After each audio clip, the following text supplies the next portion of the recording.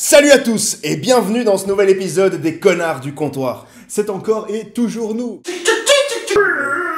Aujourd'hui, on va vous présenter une œuvre cultissime. Akira. Alors, petite précision pour le coup, on va spoiler le film, on va pas spoiler le manga, on va spoiler seulement quelques tomes du manga. Aujourd'hui, en 2016, c'est quasi impossible d'être passé à côté d'une œuvre telle qu'Akira. Vous êtes censé l'avoir vue et revue, étant donné qu'elle a été éditée sur plusieurs supports et remontrée dans plusieurs festivals. Le film est à l'origine sorti le 16 juillet 1988 au Japon. Il est réalisé par Otomo lui-même, donc le dessinateur du manga. Il a bénéficié d'un budget de 11 millions d'euros. La musique, quant à elle, a été composée par le collectif Geino Yamashirogumi. Elle mêle sonorités japonaises, musique traditionnelle balinaise, de la musique classique et parfois des sonorités nettement plus modernes. Le film a bien entendu rencontré un succès planétaire dans tous les festivals d'animation ou de films fantastiques dans lesquels il a été montré. Il a d'ailleurs été projeté en 2011 dans sa version remasterisée, À notre sein bif. Le manga a été publié entre le 20 décembre 1982 et le 25 juin 1990. Ce qui explique aussi les différences entre l'animé et le manga papier. Le tout, que ce soit l'animé ou le manga papier, est d'un style cyberpunk, post-apocalyptique, sur fond de science-fiction. Et voilà ce qu'est plus ou moins Akira. Alors il faut quand même noter que Glénat n'a édité qu'une seule fois en kiosque mensuellement une version noir et blanc du manga. Ils ont ensuite sorti en 14 volumes reliés une version couleur du manga qui est la version américaine, puisqu'apparemment, à l'époque, un Américain moyen n'était pas capable de comprendre une histoire sans couleur. Et ils ont malgré tout ressorti 6 tomes intégral en noir et blanc, et Kana, dans la foulée, a sorti un anime comics d'une qualité à chier des armoires. Merci Kana. Akira, ça raconte quoi, me direz-vous? C'est la révolution de Neo-Tokyo, ni plus ni moins.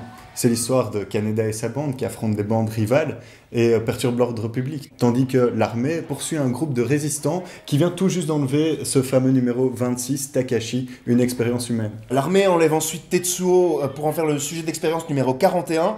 À partir d'ici, on ne vous en dit pas plus sur l'histoire. Sachez néanmoins qu'on est dans un récit typique de type RPG, où tous les protagonistes de l'histoire se rencontrent à un moment donné, interagissent ensemble et sont réunis tous à la fin. La particularité des personnages dans Akira, c'est qu'ils font tous partie d'un groupe de pression, d'oppression ou de désobéissance civile. Donc on ne va pas s'attarder du tout à parler de tous les personnages et leur caractérisation, mais on va plutôt parler de chaque membre phare des groupes et l'idéologie que représentent ces groupes. Avant toute chose, qu'est-ce qu'un Zoku ? Les Bosozoku sont des gangs de motards japonais. Apparus vers le milieu des années 70 au Japon, l'appellation se traduit littéralement par « clan des fous de vitesse ». Différents des MC américains, les bandes de Zoku sont constituées de jeunes dont la plupart arrêtent toute activité entre leurs 18 et leurs 21 ans pour se ranger dans le système. Les autres sont tout naturellement recrutés par les familles de Yakuza. Ils ont des uniformes assez reconnaissables et leurs motos ont un tuning assez spécial. Si la mythologie Zoku vous intéresse, vous pouvez vous diriger vers Shonen Junai Gumi ou Bakuan Retto, les deux meilleures œuvres sur le sujet. Kaneda et sa bande représentent donc la jeunesse désabusée de Neo-Tokyo. Ils n'ont pas beaucoup d'ambition et le monde n'a apparemment pas grand-chose à leur offrir. Donc ils passent leur temps à moto, à se battre contre des gangs rivaux et à prendre notoirement même, de la drogue. Otomo a quand même voulu montrer, malgré ce côté un peu violent, la loyauté qui existe entre les groupes de cette bande et même l'amitié. La tension entre Tetsuo et Kaneda et la relation qu'il y a au début et du film et de l'anime nous montre bien finalement cette tension, cette amitié et loyauté qui existe entre eux et qui va être progressivement corrompue par les nouveaux pouvoirs de Tetsuo qui va même arriver à remettre en question la supériorité de son ancien ami et leader. Alors le colonel en fait a une image extrêmement sombre, surtout dans le manga papier. Il utilise le pouvoir en place pour continuer à faire des expériences militaires sur des humains, des expériences qui donnent des pouvoirs paranormaux. L'expérience numéro 28, Akira, serait à l'origine de la destruction de la ville de Tokyo. Et le colonel abuse constamment de son pouvoir pour prévenir une nouvelle catastrophe. C'est parce qu'il a peur et qu'il se souvient qu'il fait tout ça. C'est en fait le garant de la mémoire, c'est pour ça qu'il prend tous ces risques. Kei et son frère Ryu font tous les deux partie de la résistance. Les résistants s'opposent directement au colonel et donc à l'armée. Le pouvoir en place investit énormément d'argent dans le projet Akira et les résistants se posent des questions et veulent mettre ce mystère à jour. Pour parvenir à leur fin, ils vont tout simplement multiplier attentats et infiltrations dans les infrastructures militaires. Avec Netsu, on comprend totalement les échecs du colonel en politique, car Netsu dirige la résistance dans l'ombre. Malheureusement, ses ambitions financières vont dépasser ses prises de position. Le film est simplement une adaptation des tomes 1 à 6 et une partie du 13e tome du manga. Le début, ça suit le tome 1, c'est-à-dire l'élément déclencheur et l'exposition des personnages. Tandis que le tome 2 nous représente la montée des pouvoirs de Tetsuo, ce qui est quand même relativement bien fait aussi dans le film, mais il y a une petite différence, notamment ici, Tetsuo à la tête des clowns, et on voit qu'il a besoin de drogue pour pouvoir atténuer ses maux de tête et mieux contrôler ses pouvoirs. Le tome 3 commence à être un petit peu décousu avec le film. Après ça, on va aborder de toute façon dans le film globalement tous les sujets du manga et on va faire passer souvent le message à travers des petites scénettes très très courtes mais assez intenses en symbolique et en paroles. Et on va aborder notamment le sujet de Kei qui est un catalyseur, de la relation de Tetsuo avec son pouvoir d'ailleurs, et de la relation de Tetsuo avec le colonel. Les tomes 4, 5 et la moitié du 6e sont vraiment synthétisés dans le dernier tiers du film. Katsuhiro Otomo a clairement voulu résumer le tout, et donc là on verra la découverte de la chambre d'Akira, son réveil et donc l'Akira Reunion sur la fin. En gros, on vous dira pas comment on réveille Akira, ça on vous laisse vraiment découvrir, soit par l'anime, soit par le manga. Of course! Même si la fin est celle qu'Otomo aurait voulu pour le manga, il y a un petit détail qui nous a vachement dérangé. On ne vous dit pas ce que c'est, vous regardez le film, vous le verrez bien. Et la suite, me direz-vous, c'est-à-dire le tome 6 à 13, vraiment, courez en librairie, vous achetez, mais le seul truc que je peux vous dire, c'est qu'Akira est présent jusqu'au tome 13. Oh my God.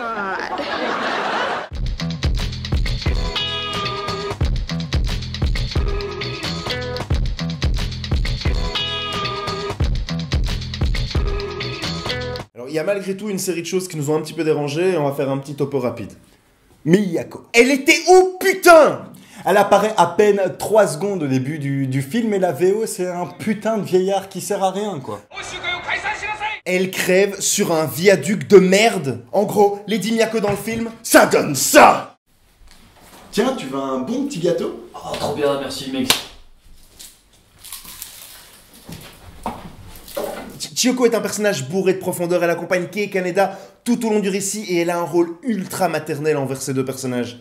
Carrément une berserker de jeu de rôle. Elle a les gros poings, les gros guns, les gros boobs, les gros... Non! Non! Tu retournes dans Dinopod maintenant! Bouffon, le chef des clowns!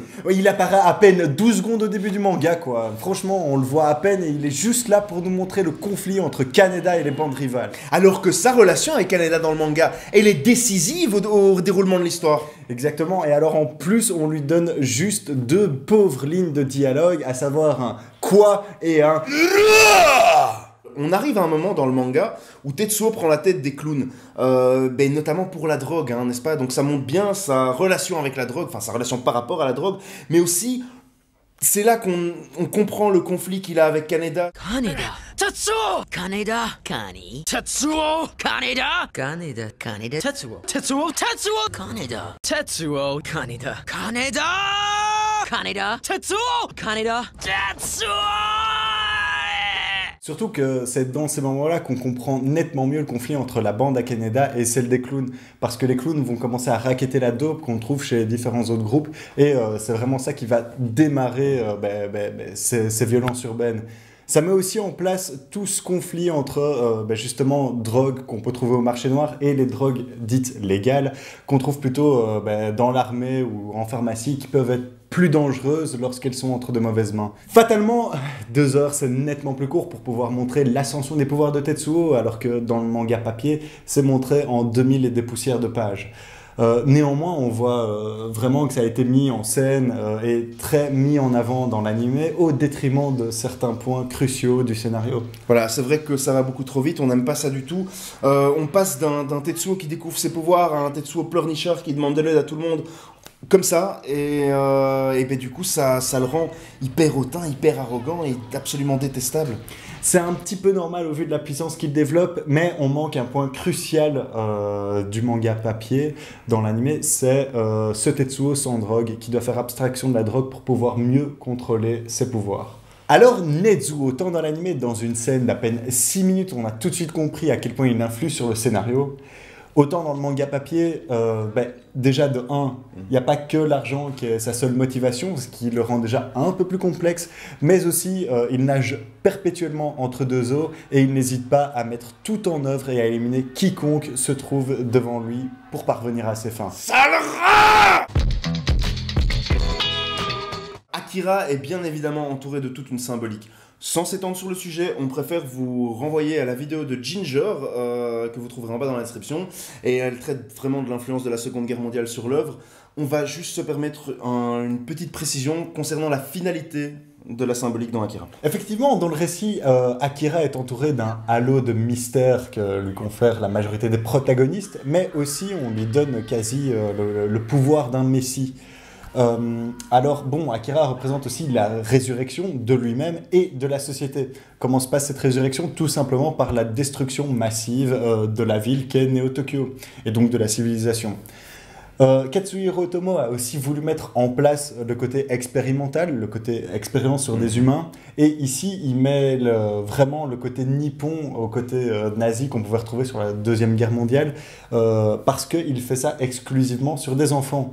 Et ça représente bien cette société japonaise du progrès, qui veut absolument pousser les enfants dans leur dernier retranchement, au détriment de leur santé mentale et physique, ce qui rend vraiment ce manga très très très intéressant. Et alors l'œuvre en général représente simplement l'espoir de la jeunesse, ses rêves, ses espoirs et surtout sa capacité à changer l'avenir. Donc, film ou manga, toute la question est là. Tout simplement, on a envie de dire déjà, le film a acquis un statut super culte, preuve en est les rééditions et encore le fait que le festival Anima en 2016 ose encore le présenter et qui va bientôt être produit sans doute par des Américains, ce qui nous fait un petit peu peur. Fucking Japs, the American way, all the way. Mais il nous semble quand même qu'une lecture complète du manga est nécessaire. Pour ma part, je n'ai découvert le manga que cette année en préparant la chronique. C'est typiquement le genre de collection qu'on voit en librairie et où on se dit à chaque fois « Ah, celle-là, c'est la prochaine que je commence » et puis non. Je suis malgré tout très très content d'avoir pu découvrir l'œuvre avec autant de recul et aussi tard, car ça m'a permis de la regarder avec un œil nouveau. Je n'ai malheureusement qu'un seul regret, la moto de Kaneda. Avec son design incroyable, elle a réussi à se hisser au rang de véhicule culte au même titre qu'Ecto 1 ou la DeLorean. Ce n'est malheureusement simplement qu'une moto, elle ne fait rien de spécial. Qui fait des éclairs verts par contre. Oui, mais elle apporte rien à l'histoire. Et c'est juste une moto du futur. Le manga, lui aussi, c'est une œuvre culte, je veux dire... le manga est une œuvre culte. L'anime aussi. Pourtant, le manga fait malheureusement plus partie des gros hits en librairie, la nouvelle génération préférant des Pokémon, des Yu-Gi-Oh! 18000 Sigma Fist ou des ersatz pourrax de Dragon Ball. De toute façon, vous êtes que des nuls à chier. Vous êtes des cons. Donc malheureusement, voilà, il est très populaire auprès de la génération old school qui est fan de manga, mais pas auprès de la nouvelle génération. Quant à moi, j'ai grandi avec Akira au même titre qu'un Dragon Ball par exemple. J'ai toujours été bluffé par la trame narrative, bien que j'ai mis du temps à la comprendre de fond en comble. Mais le rôle central d'Akira m'a toujours surpris et rien que pour ça, je vous conseillerais vraiment cette œuvre. En ce qui concerne l'anime, j'ai toujours été bluffé par la qualité de l'animation et la patte de Katsuhiro Otomo, autant dans le papier et l'anime, qu'on retrouve vraiment et qui surclasse vraiment encore beaucoup de productions actuelles. Donc en gros, on vous conseille quoi? En gros... Pour la claque visuelle, le film. C'est ça, la claque visuelle, le film. Mais pour la profondeur du scénario, les superbes doubles pages que nous présente l'auteur, et aussi L'évolution du dessin, bien sûr, l'évolution du dessin qui est superbe. Voilà, on vous conseille quand même de vous attarder sur l'œuvre papier, quoi. Mais en gros, c'est vraiment, enfin, c'est une œuvre que vous allez lire et relire, et c'est comme Retour vers le futur. À chaque fois, à chaque lecture, vous allez découvrir des nouvelles choses qui vont vous passionner. Allez-y, foncez, quoi. Puisqu'il faut conclure, on va vous dire vraiment qu'on a préféré, malgré tout le manga papier, il est plus trash, plus gore, plus profond et nettement mieux construit de fond en comble. On a une vraie profondeur philosophique dans l'histoire. Vraiment, on vous dit, allez-y, les yeux fermés, il y a de quoi se faire plaisir. Néanmoins, l'animé vaut vraiment la peine d'être vu aussi. C'est une super claque visuelle et sonore. Donc, si vous ne l'avez pas vu, foncez aussi, lisez-le. Le film est selon moi, à l'heure actuelle, encore un des meilleurs films animés ever. Il est dans le top 3. Il est définitivement inclassé au Panthéon. Le seul regret qu'on peut avoir, c'est quoi? C'est qu'avec la même équipe et les mêmes techniques, ils n'aient pas proposé une trilogie de 3 fois 1h45. Là, je pense que personne s'en serait remis à l'heure actuelle. Merci à tous d'avoir regardé cette vidéo. Merci beaucoup. On est vraiment désolé pour le décor évolutif, mais voilà, on a tous les deux déménagé. En fait, on s'en fout un tout petit peu de notre vie. N'hésitez surtout pas à vous abonner à la chaîne et encore moins à partager les vidéos. Ça nous ferait hyper plaisir. Sinon, vous pouvez aussi liker notre page Facebook ou encore nous suivre sur Twitter parce que des fois, il paraît qu'on fait des tweets. Alors, on sait pas si vous avez vu, il y a un nouveau podcast sur la chaîne. Ça s'appelle Dinopod, c'est avec eux deux. Alors ça parle de dinosaures et d'autres conneries comme des dinosaures. Alors, annonce super spéciale, si d'ici la fin de l'année Insert Coins a 2000 abonnés, on fait un podcast spécial caleçon. Voilà, donc on vous retrouve dans 2 mois pour un nouveau connard du comptoir. Et dans 1 mois pour un nouveau Dinopod. Ciao. Et t'aimes avec le pouce.